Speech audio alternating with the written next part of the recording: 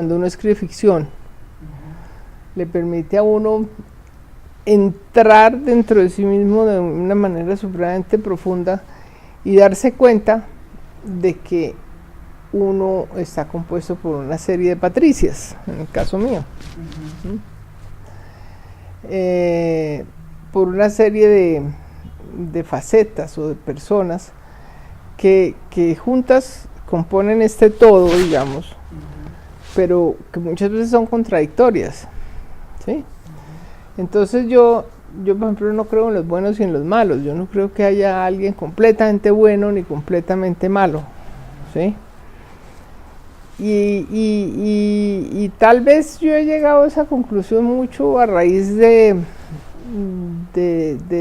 la introspección que me significa la ficción, aunque también el psicoanálisis le da a uno esas herramientas, ¿no?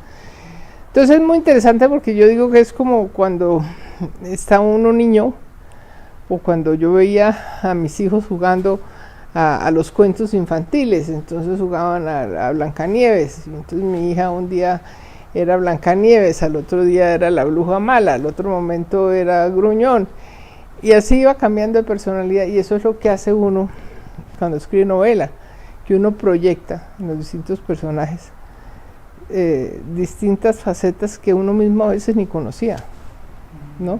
Entonces uno pone un asesino, hay una parte de uno que es asesina. Pues a mí me gusta la novela, indudablemente, y me gusta mucho la novela arraigada en América Latina. Eso no quiere decir que no lea novelas de otras partes, pero me gusta la novela. Tengo ganas de ponerme en la tarea de leer ensayo, porque eso es una falla. No leo mucho ensayo. Yo creo que nosotros somos un continente muy rico culturalmente, muy rico literariamente, ¿sí? Aquí como todo está por hacerse, ¿sí? Ahora que he tenido la experiencia de tener a mi hija pues bastante tiempo allá en Boston estudiando, eso es un mundo muy hecho, muy sin sorpresas, ¿no? América Latina uno lo sorprende todo. Hay otra cosa, los sentimientos se manejan distinto, la solidaridad humana, la amistad, los lazos que se tejen entre los seres humanos son mucho más fuertes, más sólidos.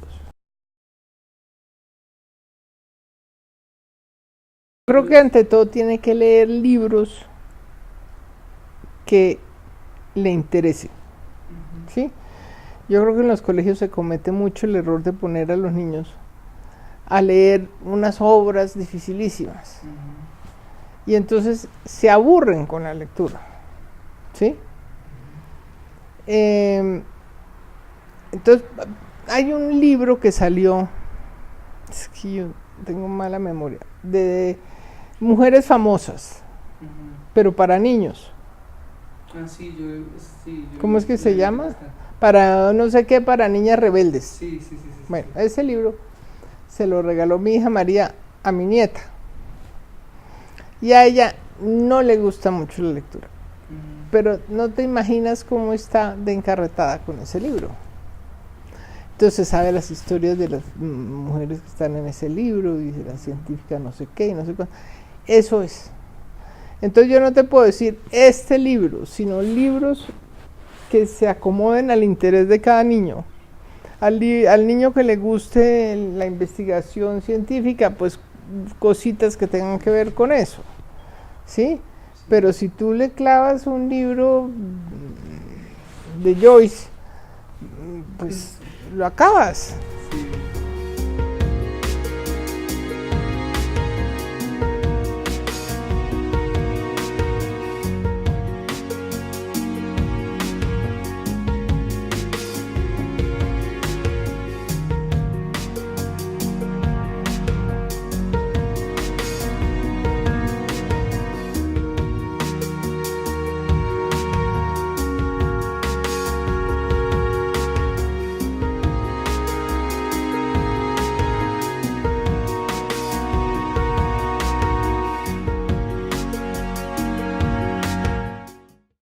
Les voy a leer un extracto de un libro que quiero mucho que se llama No, y es sobre ese momento en que los niños se dan cuenta que pueden, ya no son como un apéndice de su mamá, y pueden separarse un poco, empezar a distanciarse un poco.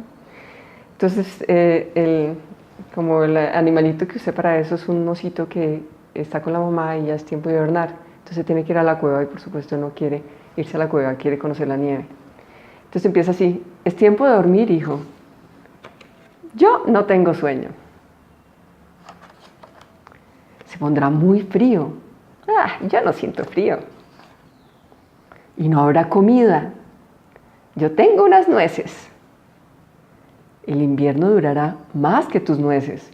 Ya encontraré algo. Será un clima difícil, le dice la mamá. Yo soy muy fuerte.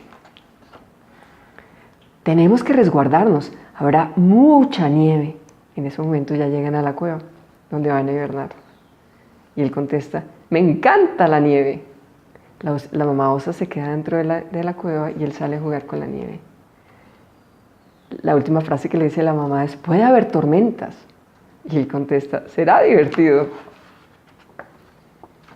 Y aquí ya pasan 2 páginas en el que él está armando un muñeco de nieve, hay mucha nieve, ya no se ve la mamá. Y empieza a soplar el viento y empieza como a sugerirse visualmente una tormenta. Finalmente entra la tormenta, se tumba el muñeco de nieve y él está muy cubierto de nieve hasta que cae al piso y está todo cubierto con nieve. Y cuando ya está caído en el piso cubierto de nieve, grita: ¡mamá! Y otra vez grita. Se logra levantar y dice: ¡mamá! Y hay una escena en la que él aparece como mirando algo en silencio y se encuentra de nuevo con la mamá y le dice: te voy a acompañar, mamá. El invierno es muy largo y te puedes sentir muy sola.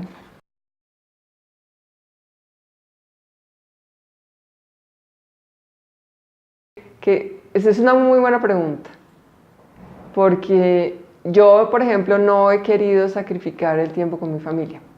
¿Por qué? Porque el tiempo con mi familia la vida de la literatura es una vida de mucha inestabilidad a nivel de lo que yo decía, que es mucho más fácil pegársele uno a algo y entonces, digamos, uno siempre tiene que estar explorando el sentido de la vida. Entonces, la familia para mí es una forma como de tener una cabañita en medio de la tormenta, es algo así. Entonces, eso no lo quiero sacrificar. Pero, por supuesto, uno sacrifica la idea de la comodidad de no cuestionarse, ¿no? Pero, pues, yo creo que más que un sacrificio ha sido un gusto, es negarme a sacrificar. No quiero sacrificar el concepto y la idea y la decisión de buscar en el arte y en la literatura una forma de entender la vida. Eso no lo quiero sacrificar. Pero sí, a veces sí he sacrificado más bien tiempo que quisiera estar dedicado a construir por estar con la familia, pero creo que la familia me da un valor de estabilidad importante. Entonces, pues sí, siempre estamos haciendo concesiones todo el tiempo. Pero lo importante es tener claro qué es lo que es importante para uno, ¿no? Qué es lo que es valioso para uno. Y no sacrificar eso que es valioso para uno por simplemente consumir más o parecerse al otro. Eso sí, ¿no? O sea, yo no soy complaciente con lo que espera una sociedad de mí, ¿no?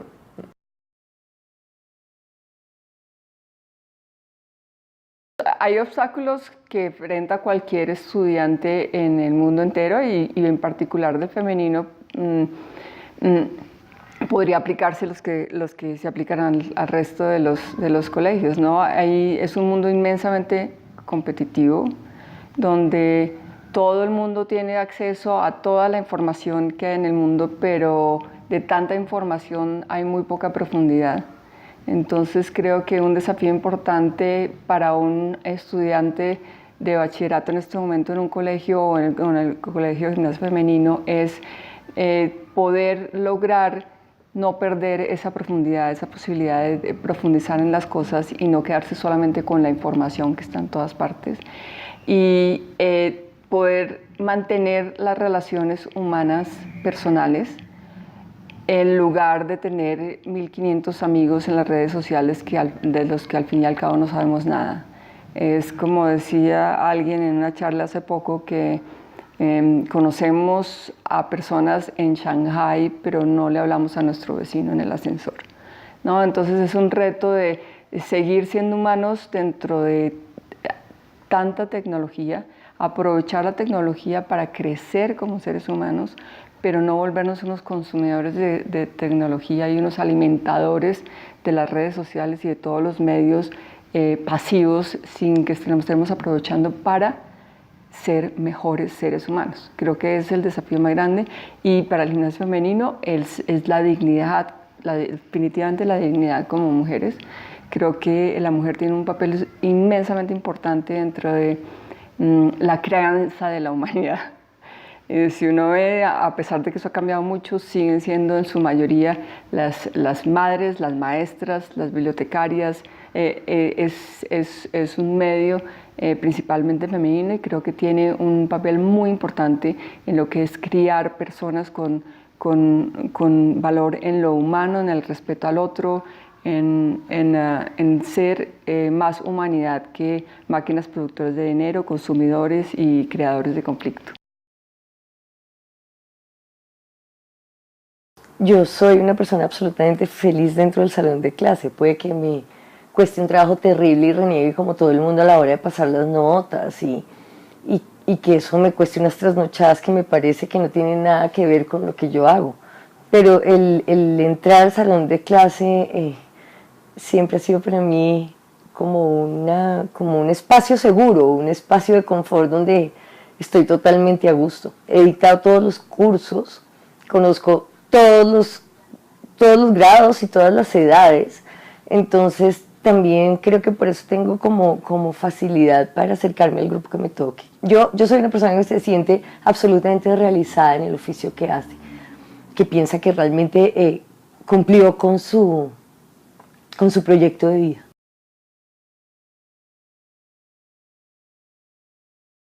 Las niñas del femenino, desde que se fundó el colegio, nos casábamos con los niños del moderno, ¿no? Era una cosa muy importante. En mi casa somos 3 mujeres casadas, 2 de ellas casadas con niños del moderno, y yo, que digamos fue la que la rompí, no rompí nada en absoluto porque me casé con un niño del campestre. O sea que cumplimos con todos los moldes. Pero no, fuera de chiste, ser de femenino es una marca, y uno es lo que es porque se formó ahí 14 años. ¿Cómo va a negar uno 14 años de existencia? Esta es una generación que está creciendo de una manera maravillosa, es una generación intelectualmente viva, que produce, que cree en ella. Son niñas que no tienen que esperar a que las aprueben o a que les digan que son una cosa o la otra, saben que lo son. Son personas muy empoderadas, y eso lo ve uno desde las chiquiticas. Y es maravilloso verlas. Yo creo que solo consecuencias positivas.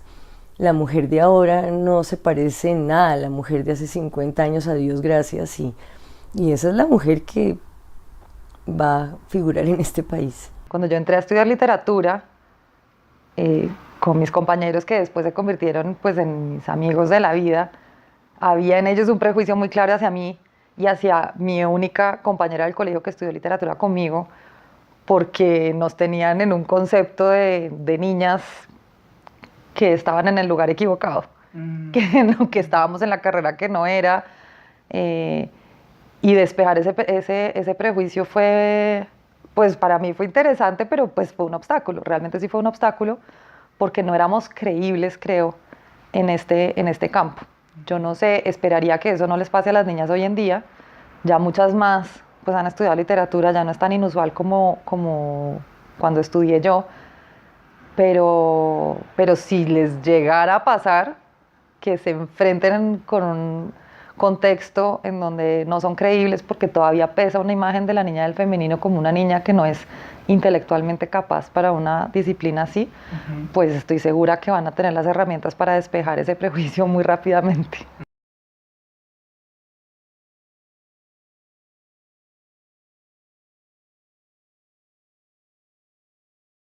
Una cosa que me ha acompañado siempre y que sí para mí fue muy importante estudiar en el femenino es que a mí el colegio sí me fomentó lo que a mí me gustaba.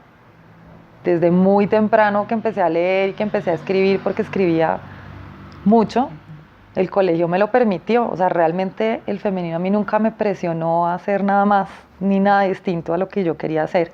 Y de hecho sí me dio muchos escenarios para hacerlo. O sea, a mí me permitían hacer todo tipo de eventos literarios o en las izadas de bandera me proponían escribir algún discurso porque sabían que me gustaba hacer eso. Entonces siento que como ese entorno que motiva, que apoya, que impulsa el gusto de una estudiante, pues es algo que me ha acompañado siempre y de alguna manera pues ha sido o he tratado de que sea mi sello también a la hora de ser profesora y ahora a la hora de dirigir el colegio. Permitir que las estudiantes se sientan apoyadas en lo que les gusta. Tengo más recuerdos difíciles que gratos, porque yo creo que esa sensibilidad que uno tiene y ese deseo de no alienarse y de ser un poco diferente, siempre es un proceso difícil cuando uno está en el colegio, porque uno no se pega a la normalidad. Entonces, eso es difícil. Eso como niño es difícil, como adolescente todavía más difícil, porque yo no me sentía igual a los demás. Entonces, pero digamos la primaria muy gozosa, muy de juego, ya entrado los 8, 9, 10 años, cuando uno empieza como a darse cuenta, es difícil y además pues atravesé una época en que dolorosa dentro de mi familia, de unas cosas difíciles que estábamos pasando, entonces eso, con además ser como era complicado. Que en esa época era un colegio tradicional, que ocupaba uno de los principales puestos, digamos, en el escalafón de colegios en Bogotá, que era un colegio de clase alta. A mí me tocó la época en que Doñana lo dirigía, todo el tiempo fue Doñana. Era un colegio que tenía fama de educar a las señoras para ser esposas, ¿sí? Lo cual era cierto, pero yo creo que no era del todo cierto. O sea, eso era así, pero doña Ana era una persona que se preocupaba porque uno aprendiera idiomas, porque uno aprendiera historia, porque uno aprendiera, porque uno lo leyera en otros idiomas. Yo creo que, es decir, yo tengo un gran respeto por ella, la verdad. El colegio me ofrecía todas las posibilidades y yo podía escoger, yo podía decir, quiero estudiar más esto, yo podía preguntarles a los profesores todas las cosas que se me ocurrieran. Y obstáculos, quizá no tener muy claro también el mundo al que me iba a enfrentar después.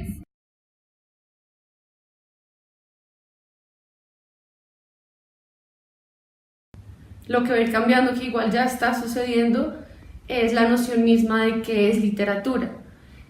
Considero que los cambios también materiales, físicos, de cómo se están publicando los libros, digamos, todo este nuevo mundo de la literatura que ha abierto el internet, por ejemplo, va, digamos, como abriendo un poco más las fronteras de lo que se considera literatura. Yo creo que ese es el cambio más importante que se va a dar en este nuevo siglo. También, por ejemplo, desdibujar un poco los límites también entre literatura y arte, literatura y cine, literatura e imagen, y creo que también ahí se va a dar un cambio muy importante para el mundo que viene, como empezar a ver la literatura también en otras presentaciones, en otros modos, y mucho más en diálogo con otras disciplinas y otros modos de hacer arte. Me parece que sobre todo las letras es un espacio donde la docencia es crucial y es importante. Enseñar a leer no solo, digamos, desde temprana edad, sino Yo creo que las letras abren todo un mundo, abren todas las nuevas maneras de imaginar y por lo tanto creo que hay un valor ético muy importante en permitirle esos nuevos espacios de imaginación a muchas otras personas, a personas jóvenes especialmente, y, y creo que eso también iría de la mano con un trabajo de investigación muy fuerte, pues que me gustaría también hacer en el resto de la vida. La literatura nos da todo, nos da la discusión, el pensamiento, la habilidad para expresarnos, nos quita el miedo a decir lo que pensamos y en lo que creemos, nos da la posibilidad de decirnos a nosotros mismos. O sea, sin literatura esto sería, no, pues apague y vámonos.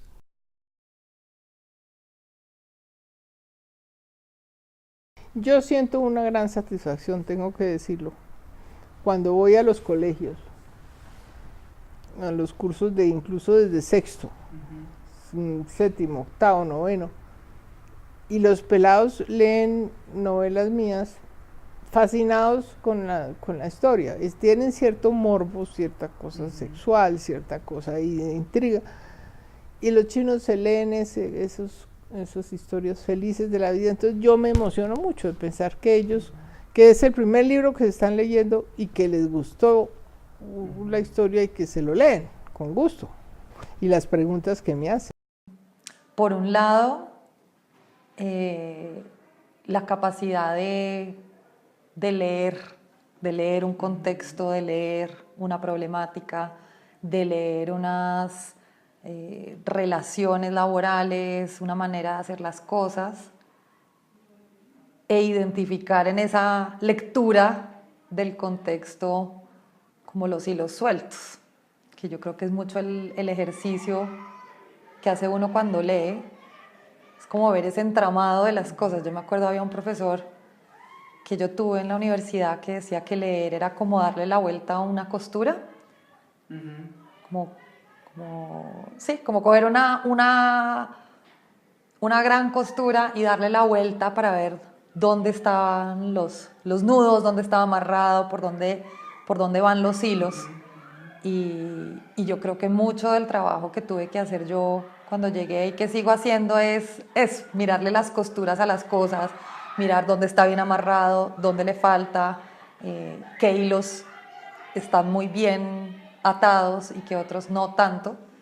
Y ese ejercicio de saber leer críticamente un libro fácilmente es extrapolable, y para mí fue extrapolable al trabajo, de leer un contexto y saber qué hacer con esa lectura y proponer otras. Además de esa capacidad de leer, yo creo que una habilidad de la que yo no era consciente y que vine a entender y vine a hacer uso de ella en el colegio es también como la habilidad narrativa de contar una historia sobre un lugar. Y eso fue muy bonito. O sea, uno de los ejercicios que hice yo en mi primer y segundo año del colegio fue dedicarme a recontar la historia del colegio desde una perspectiva actual, desde una perspectiva del siglo XXI, desde unas narrativas muy diferentes del rol de la mujer en la sociedad, y me puse en la tarea de volver a contar la historia. Sacamos un librito sobre las rectoras del colegio y eso fue un ejercicio puramente literario, de renarrar quiénes fueron esas rectoras del colegio desde la perspectiva mía de hoy en día. Entonces esa capacidad narrativa se la debo a la carrera, pero también como a la vida y a la experiencia. Creo que, como estaba diciendo, la literatura es un poquito la forma de entender, de darle sentido a la vida. Siempre tratamos pues uno puede vivir una vida sin pensársela, ¿no? Uno puede vivir una vida totalmente en la ligereza y pegarse a cualquier, como cual parásito, pegársele a la primera ballena que pase y quedarse ahí toda la vida y sin dudar nada, ¿no? Alienar la libertad y la curiosidad a cualquier doctrina y quedarse viviendo así toda la vida. Pero para los que nos gusta el libre pensamiento, la escritura es una forma de encontrar ese sentido que la naturaleza misma no nos da, porque la naturaleza nos dice reprodúzcase y sobreviva a toda costa. Y eso es lo que nos dice las leyes de la naturaleza, que la naturaleza es preciosa y es lo que nos define y nos da el marco, pero nosotros como cultura y civilización tenemos algo más y tenemos que encontrarle el sentido a ese estar aquí. Y la literatura nos permite como crearle una narrativa a este caos, porque realmente pues es un caos, el único sentido que tiene es ese de la reproducción y la preservación de las especies. Entonces escribir es darle otro nivel a lo que es existir, es darle un nivel narrativo, metafórico, poético, darnos la posibilidad de crear otras opciones de existir, imaginar otras posibilidades. Entonces es grande, es bien grande. Si uno lo toma en serio, es muy, muy grande. Es casi religioso.